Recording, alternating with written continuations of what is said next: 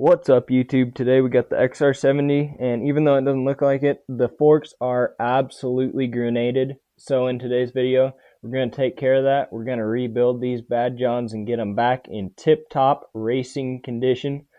So let's get started.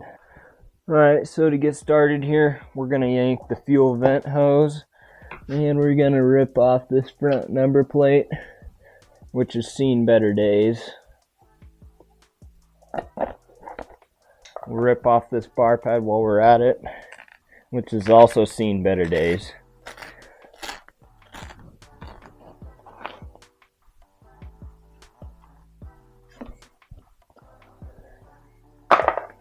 And now we're going to rip off the bars.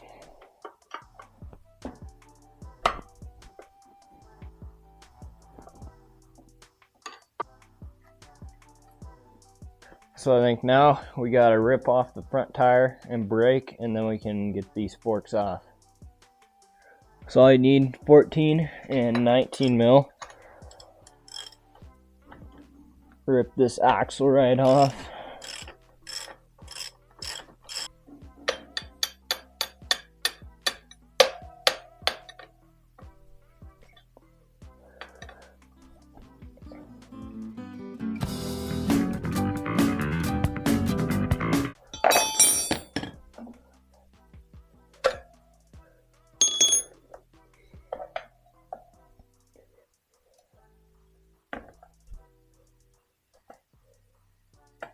This is always the hardest part of the job. Brakes never want to come off. I think we're going to have to get a screwdriver. Nope, we got it. And I'd imagine these wheel bearings are probably shot too, but that's another job for another day. So I think now we got to take off these top caps on the forks. I think that is how this stuff is held together. Let's see if I can't do it here.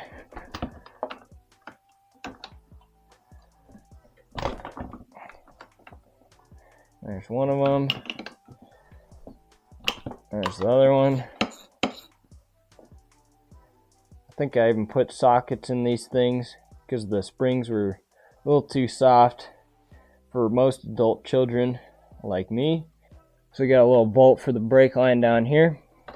Good thing I'm recording this, so I'll know how to put it back on when I'm done. And now we got two pinch bolts. One of them's right here.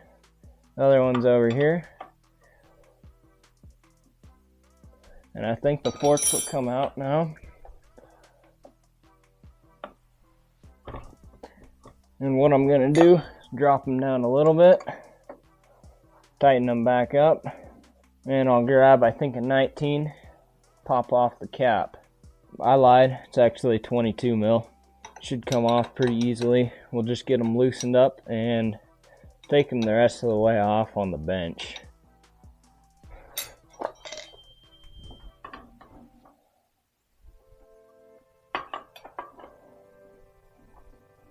Now we can finish yarding these forks off.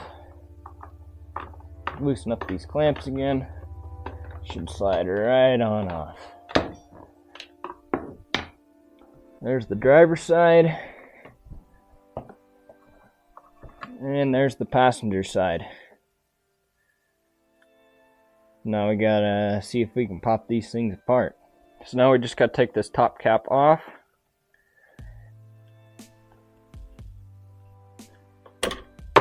There's that socket I put in there. 13 mil, nothing but the best. There's the cap. There's the spring, that's definitely not strong enough.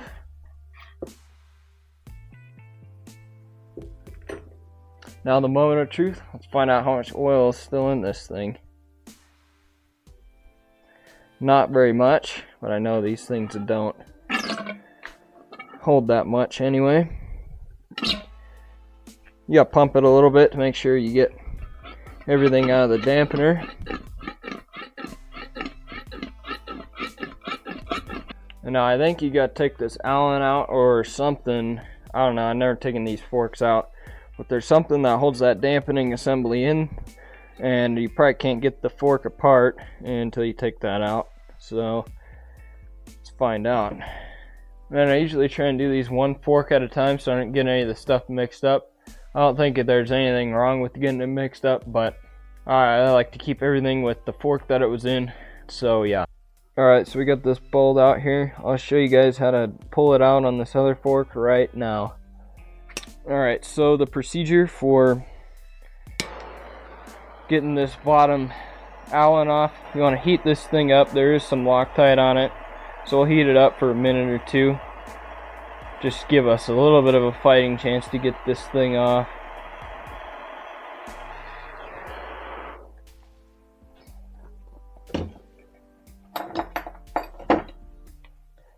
So then you're going to take 6mm. I don't have a socket that's good, but I got this Allen that's pretty good. And we're going to crack this thing loose.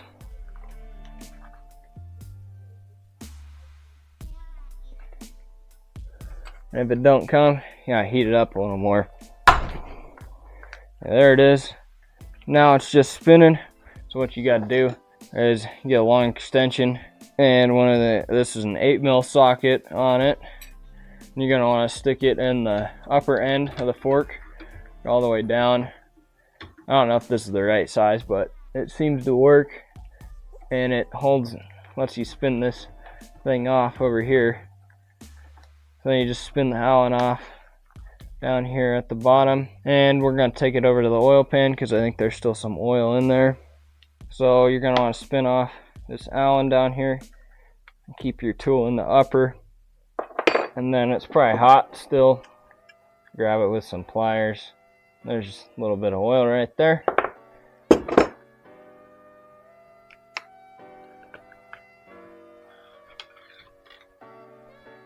So that's how you get that thing off.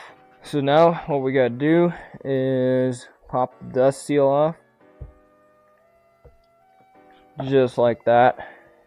And I guess we can just slide it all the way off.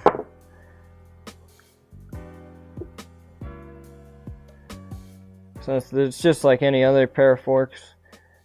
We got the little circlip down there. Pop that out real quick.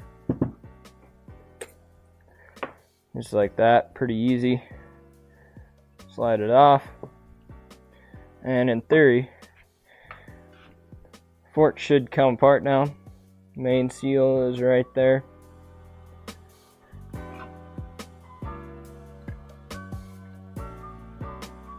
Or everything just comes out. It's my first time taking apart pit bike forks, if you guys haven't realized. So I guess we gotta drive this seal out the old-fashioned way. A little screwdriver action or something like that.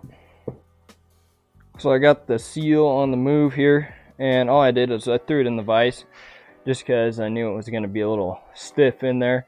So then you just take a screwdriver like this, get behind it, and just pop it right out. Just try not to scratch the aluminum too bad.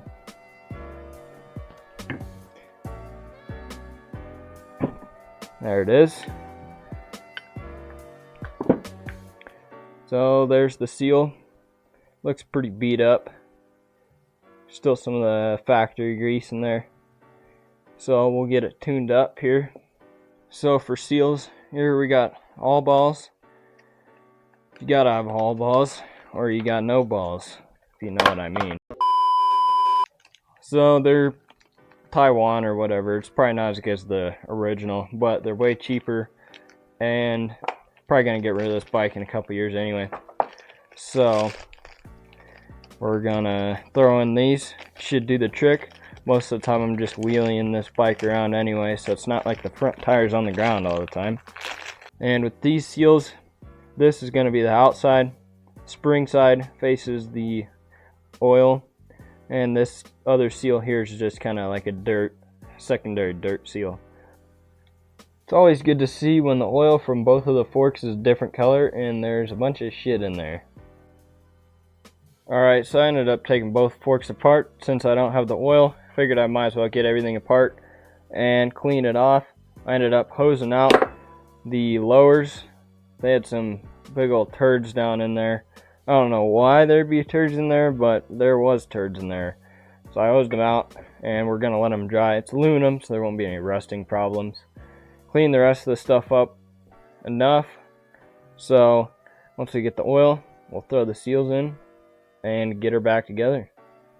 Oh, and if you're wondering about these cases here, these are from an 04 YFC 450. Chain was a little too loose, and it popped this little part of the case off right here for the clutch. And then after I fixed it a couple weeks later, didn't tighten the oil filter down enough and fucked up the cylinder. I got a better picture of it, I'll show you. So that's why that's sitting here. If you guys got a YFZ 450 quad and you need some cases, hit me up. Alright, so I got some Maxima 20 weight fork oil that we're going to use for this thing. So what we're going to do here, we got the oil seal. Take some oil, and I'm going to put oil in the seal, and then on the outside where it's going to go into the fork, so it goes in pretty easy.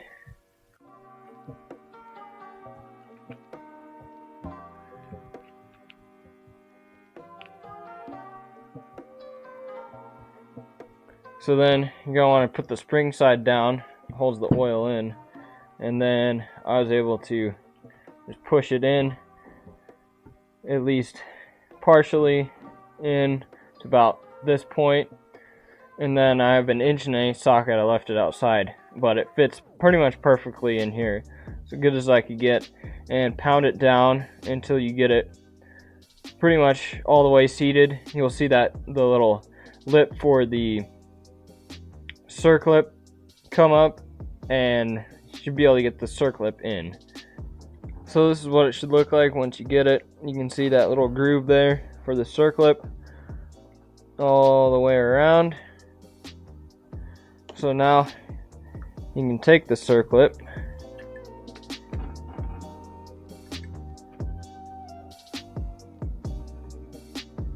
get one side going, then the other side.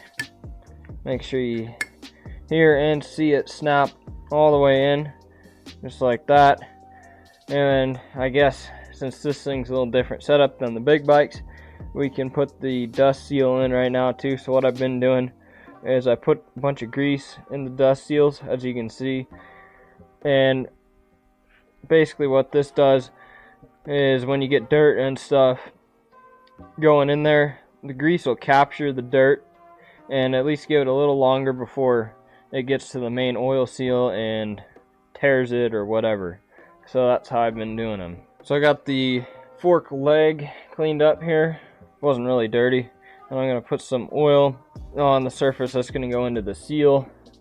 This is why you put some oil on the seal too, helps this stuff for that initial assembly. And they got some good tapers on here, so you won't have to do anything like taping or using a seal bullet. Obviously you can't with these type forks. So what you're going to want to do, get everything oiled up, and then carefully slide it in, get it past that oil seal and all the way down like that. So since I had to heat up this bolt to get it out when we took this apart, I'm going to assume that it had Loctite on it. So it's probably red. I'm not sure exactly how to assemble this stuff, so take my video with a grain of salt. So we're going to put it in here, thread it in, and when we took it apart we used the 8mm socket, so we're going to see what happens here. Hopefully it doesn't just spin. Well, it feels like it got tight, so I think now we're just tightening it in the lower. I'll go put it in the vise and give it a little bit of torque. I wouldn't overdo it since it's a small Allen with red Loctite. Maybe 10 to 15 torque foot-pounds max, I would say. I'd say just whatever feels right for you. Alright, so now that I got that bottom tight, this thing doesn't just slide out anymore. It goes about that far and stops, so that's the travel. And I know if you did it right, the grease does make a little bit of a mess, but that's better than the seal instantly blowing out. So I think that's it. We just got to put oil in it and she's ready to go. So put oil in this thing. Found some thread on the internet that said about 100 cc's, and now I don't have the manual, so I have no way of knowing what it actually is. And this stuff is clear, so it's hard to see. It's really thick. So I'm going to go to about 110, 115, because I know this quick mix bottle doesn't drain everything out, especially with a little thicker oil. So we got our fork here and a funnel, and we'll slowly pour this in. That stuff's thick. Yeah, these forks don't take very much, and it's some pretty thick oil. So I'm slowly doing some compressions here to pump up the dampener, try and bleed some of the air out of it before we get it on the bike. But it feels pretty good, and it should be way better than what it was. Yeah, that's probably good. So now we can drop the spring in. So that's where the spring naturally sits, about right there. So I got to try and squeeze this socket and the cap on at the same time. So probably won't be able to do that on camera, but I'll give it a shot.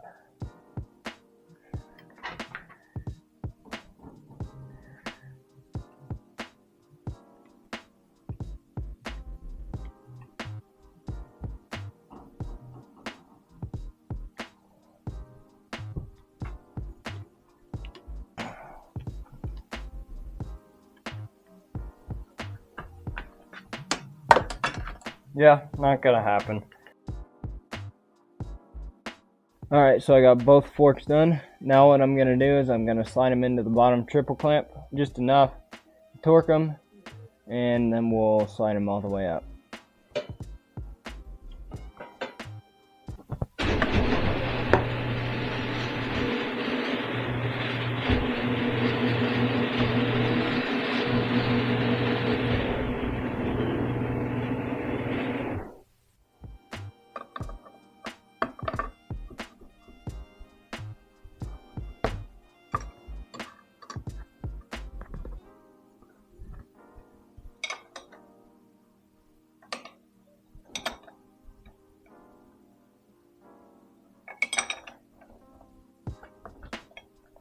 Alright, so now that we got those top caps good and tight, go ahead and slide the fork all the way up, and then go ahead and put this bolt in the top, get it pretty much in, and you can go ahead and snug it down. Same thing over here.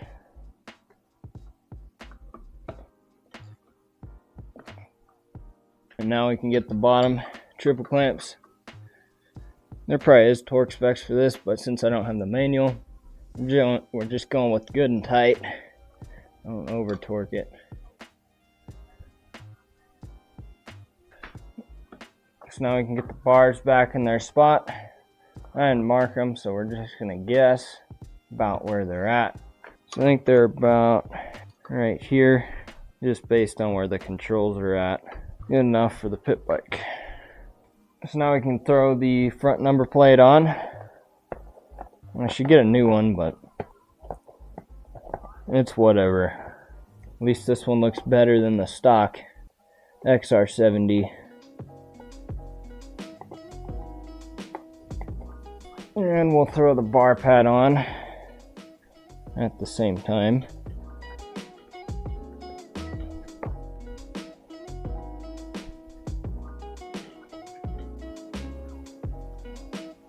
I think this thing just needs a whole new handlebar setup. Pretty destroyed. And now for the hardest part of the job, getting the tire back on.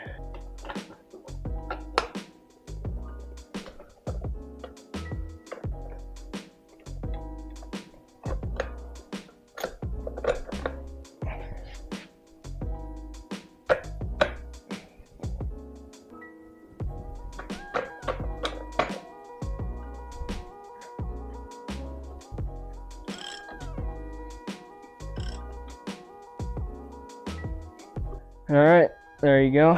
We got them rebuilt. so I'll go break them in right now. Anyway, thanks for watching, and hope this helps if you're trying to rebuild your pit bike forks.